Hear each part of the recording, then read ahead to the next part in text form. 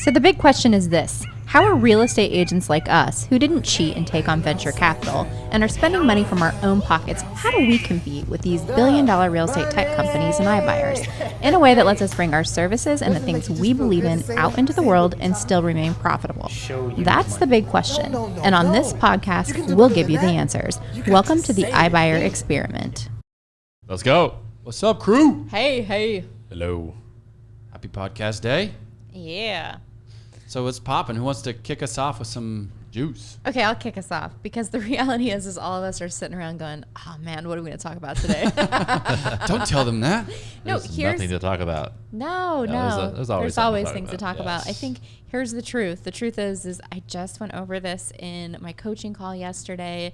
And if you only do things when you feel like doing things or when you feel inspired with content, you won't do it. That's a good nugget. It's a good nugget for all you entrepreneurs and lead generators out there. Hey, it's the truth. We have to it's a process, and we have to attach ourselves to the process, detach from the outcome. That's right. That's how you do it. Well, what's going on in our world, the Zoodealio world? What's new and popping exciting there? It's been crazy. It has been. It's exciting. We got it's been amazeballs. 30 submissions yesterday. Okay, maybe not that many. However, the month of April, though, is we all know is you could sell a house as fast as you can snap your fingers, and we still had the best month that we had with offer requests last month, and even offers accepted. So that's super exciting. Yeah, we bought 5 houses last month, right? Absolutely. Yep. It's awesome. It is super starting to see this bad boy pick up a little steam. Yeah, it's good. Well, we have a funny story because we thought we were potentially going to be doing like a recorded Zoom podcast, and on our website, zoodealio.com, you can go either request a demo or schedule a demo.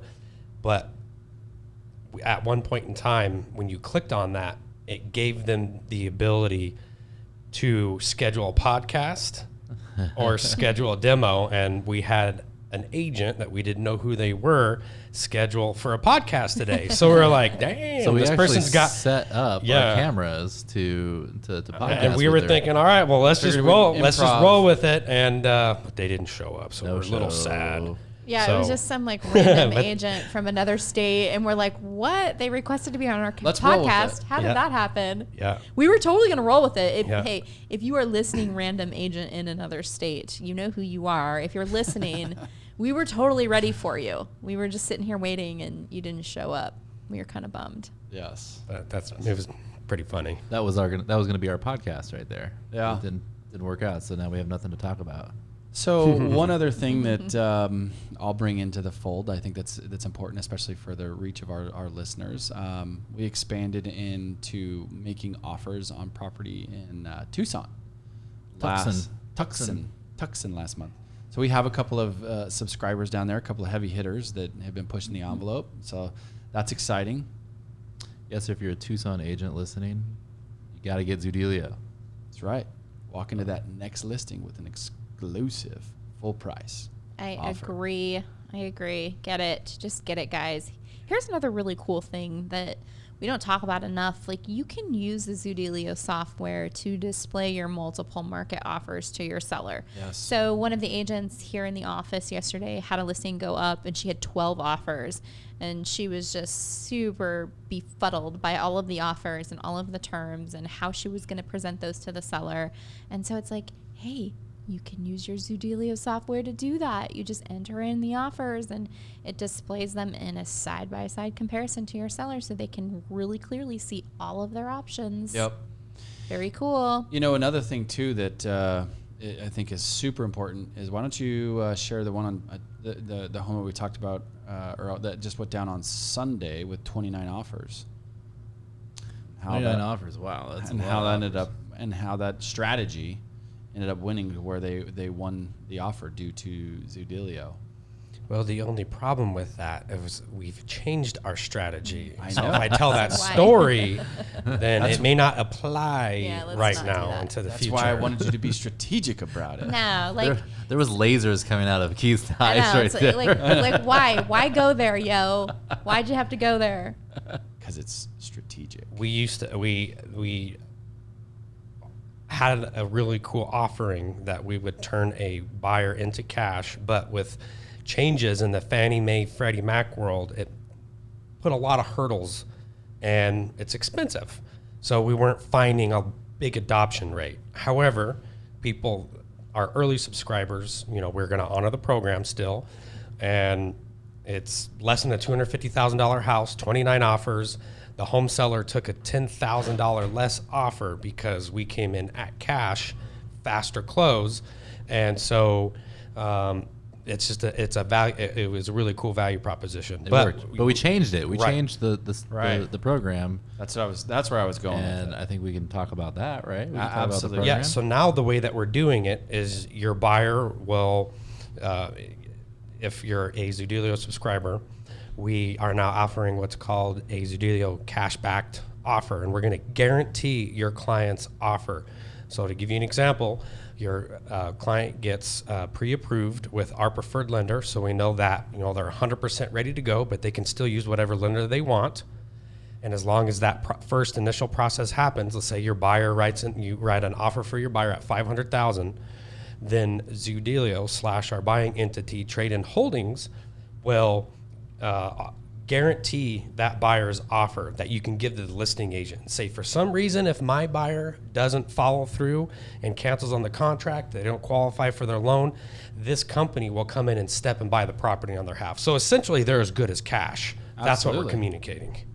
Absolutely. Yes, it's rad. And we think that's cool, and a lot of agents has really liked it, and there's not a service fee for it. So now buyers are saving money and making their offers look extra strong. And at the end of the day, weeding out all of those other contingent offers that are out there, and this offer mayhem that we're in. Like I said, this particular property had a price point of roughly I think it went on the market at $225. It ended up selling for the $245 price. 29 other offers, especially at that ultra competitive lower end price point. Right, like we're approaching days of where $250 is going to be no mas. No more 250 houses. It's definitely the market of the moment. Sure. Let's kind of remove ourselves from time and space because we all know that the pendulum swings both ways. That's a Keith Howard quote. We've seen it before. So let's talk 18 months from now when our market is not like it is and we're in a balanced market. That's my hope, at least. Mine too. Can't sustain what we have. We have like 4.75% interest rates. And let's say, yeah, I wouldn't say that's. I don't. 18 months from now, my theory is rates won't be that high. 3.9 or 4. 4.125. 4. But so let's talk good. What, because see, here's the reality, like Elliot had mentioned, we are getting a lot of opportunities to make an instant cash offer on homes on behalf of, the agent, right? Because the way the software works is we're saying, hey, it's the most amazing lead generation tool. You can prospect for sellers, and like, how else do you get sellers right now? I'm sorry, but sellers are not going on to sites and requesting a CMA. It's just done. It's not happening anymore. Like, you're kidding yourselves if you think that value proposition is going to stand the test of time, because it's not. And so our value proposition is, hey, submit your home, get a cash offer. And how we help the realtor is we empower that with the offer. So they have an offer. It's great. It's a cool structure. Awesome. So we're getting a lot of opportunities to make offers on homes. And because we're getting those opportunities, we're actually getting a really cool acceptance rate, which blows our mind because the market of the moment is very hot. Let's take ourselves 18 months from now, though. We're in a more balanced market. What is the consumer of 18 months from now going to do? Real quick, though, what's a balanced market? How much inventory at any given moment? We've got 6,500 homes on the market. Oh, it's less than that because you put in single family units. It's like 30, and it goes to like 4,000. Well, no, around 4,000. I meant a balanced market would be like 6,500 single family homes. Oh, on the that's market. I think No. Way A balanced more than market is any time that the supply is supposedly 4 months, right? Like that's anytime it goes shorter than that, it favors the seller. Anytime it goes longer, there's no than way that, that's going to be a balanced market in 18 months. Then it favors the okay, buyer. 2 years. I'm just saying, let's remove ourselves ourselves from today's hot market. We're getting too caught in the weeds. I want to know, what is the consumer going to do when, it takes 60, 90 days to sell their home? There you go. It's only going to elevate the instant cash offer. They're going to be request. looking for cash offers to be able Absolutely. to move quickly, right? Because they're gonna find that perfect house that they want. Certain They're like, solutions. it's next to my sister. I want to live next to my sister. I got to have that now, but we need to sell our house now, today. What are they going to do? Looking for a cash offer. Well, they're going to go out there and Convenience. weigh their options with what's available to them to deliver the time that they want, while probably getting the most cash that they want. Whatever aligns with those things, so it can meet those the parameters of their goal. That's like I said. I for one think that that's what's going to continue to cause these innovation strategies of acquiring and selling properties to continue to grow, is because the disruption is there. And let's face it, up until 5 years ago, it was an archaic, old school way about full of friction system to sell your house, and those things are going bye-bye today. Yeah, and I think the market of the moment, regardless of a home seller right now, let's say most home sellers know the strength of the market. They see what's going on, regardless of if they choose Sure. to sell. So let's say 18 months to 2 years, where we're back in a more 60 to 120 day sales time frame.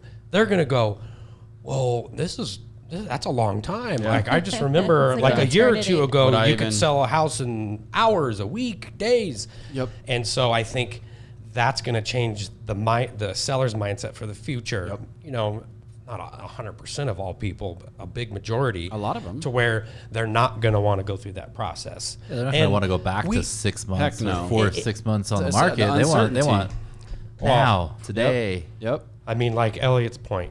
Amazon sales. Yep. Yeah, exactly. Like 3 to 5 years ago, where we had to have those conversations. We had to have those price reduction Right. conversations.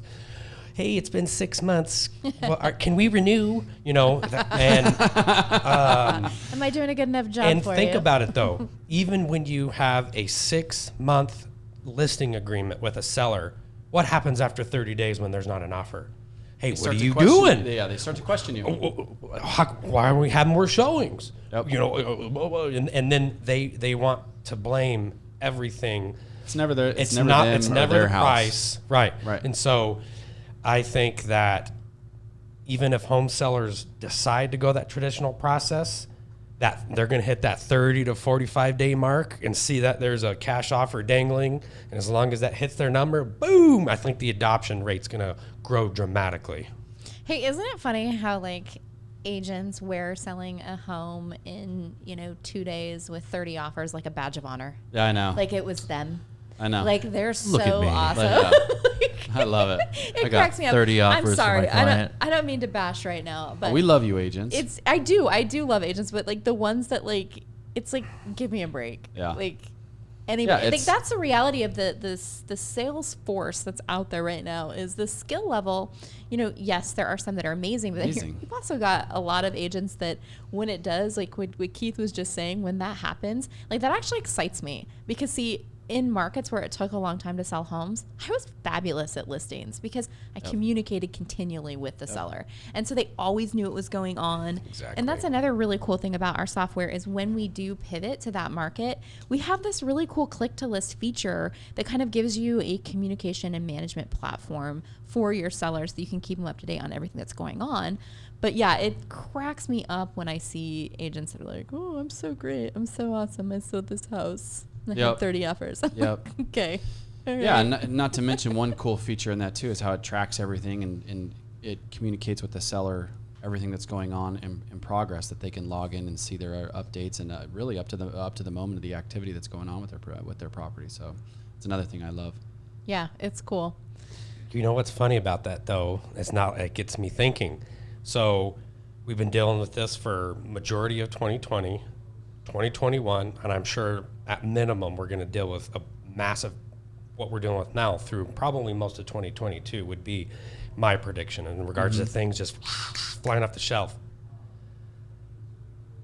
agents are going to get spoiled. Yeah. Are they Oh, even dude. going to know how to handle No. if a house doesn't sell in 30 days? when the real estate They're as going a- to forget what that conversation looks like. What's marketing? Yeah. When the real estate body as a whole turns over 95% of it every 3 years, right? You have the staple 5% that stays and the rest of it turns over.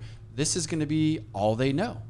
Just like kids of today. They only know cell phones. They only know technology, right? It's the body of what they know. We all base our understanding and our realm of reality on what we know. So to your point, no, I don't think they're going to, when it comes to that. Well, one thing about realtors is they do adapt, so they'll learn. Yeah, they'll figure it out. your key players do. I know. The 5% do. I'm just being silly, though. I mean, think about it. I mean, for me, I'm going to be like, wait, what's a price reduction conversation? I forgot what that. I forgot what that's like. It's going to sell for list, or wait, oh my gosh, it's not going to sell for list. Yeah. What? Hey, Mr. Seller, sorry, we got an offer, but it's $10,000 below list. It's still a good offer. And my theory is typically the first offer is always the best. Yeah. But, it's I remember going into like a listing appointment where like you had the history of like what your listings of what you sold for from list to that and being like at like 98% and being so stoked about it because it's like, almost 2% better than like the national average at the time. Yeah, I remember doing that crazy. too. Yep, 100%. So, yeah, it's interesting though too because I think sellers even get that kind of Absolutely. badge of honor, like my house sold for, this much over in this many days, and right. they get all excited about it. So yeah, things will change. I, for one though, unless the market gets crazy imbalanced, I think that consumers are so smart, sellers are so educated that I feel like they will price more appropriately. And I just really don't see houses staying on the market for like 6 months.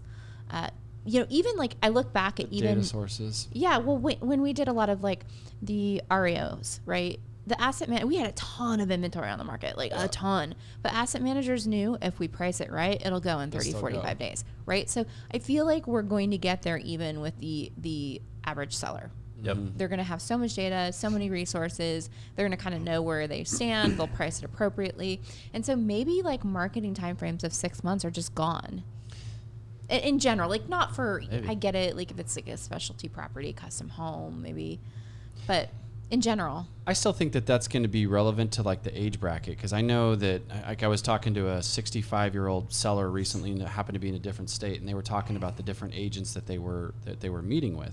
And of course, one agent told them one price, one agent told them another price, and they were more apt to go with the person who told them the higher price. That they're technically buying, the listing agent is buying the listing by saying that he's going to price it. And I'm like, well, you got to understand that that's actually a strategy. If like there's really not any justifiable numbers, they are pricing it to get your business, and then after they don't sell in 90 days, they're going to talk to you about a price reduction.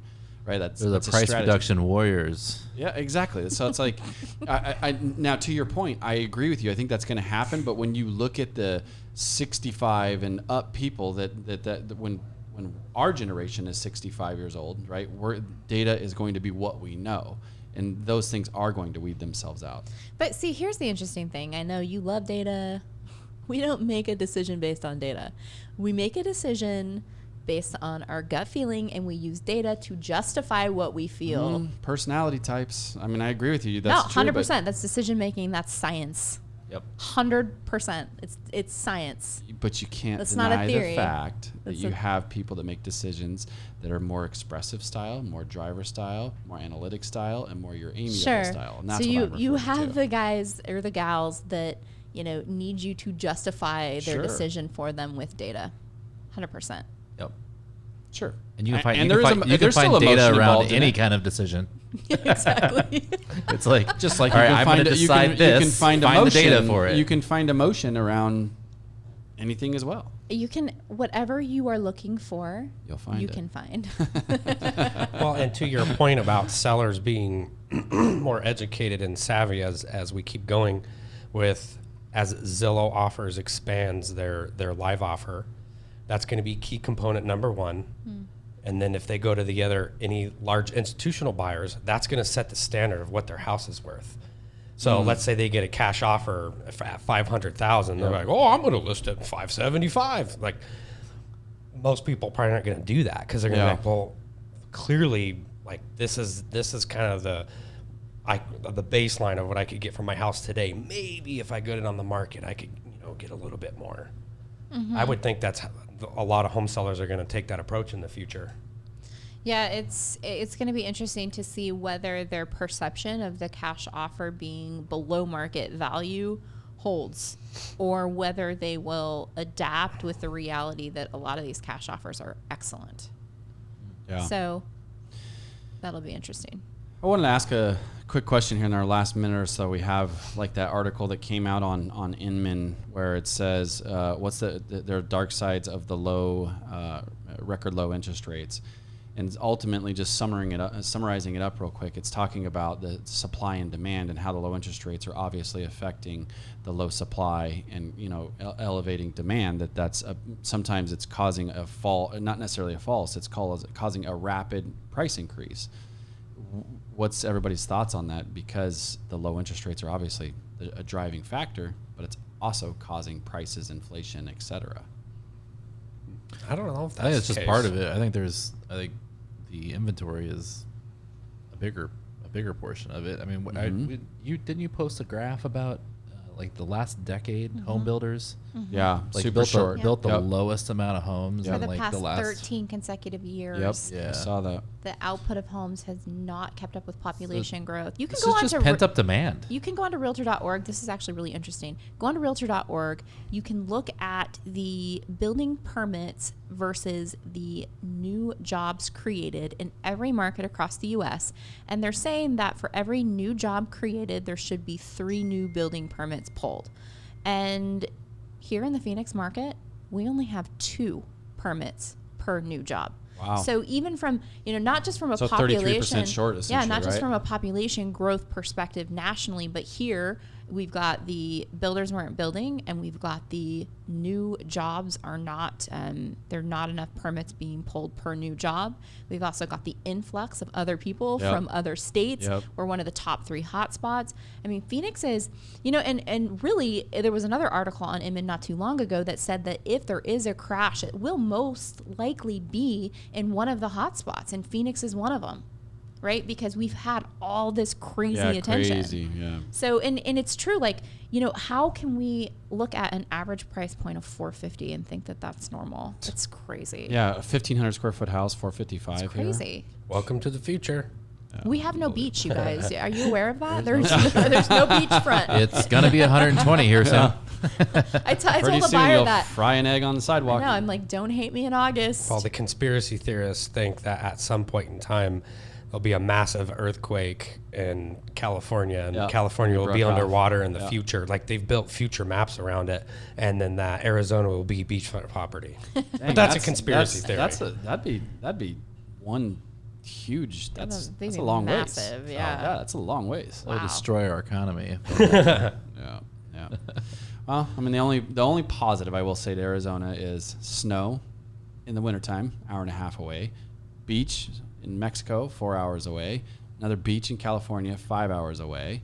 So that's one of the things I think that does drive. we got Vegas like 4 or 5 hours away. Vegas, too. another 5 Right? 5.5 hours You're away. like that floats your boat. If that's your jam. Yeah. The adult playland. And if you're like me and you love green chili, you got New Mexico about 5-6 hours away. Hatch, New Mexico, just around the corner. Go get your pallet. Love it. All right, guys, wrapping up. Yep.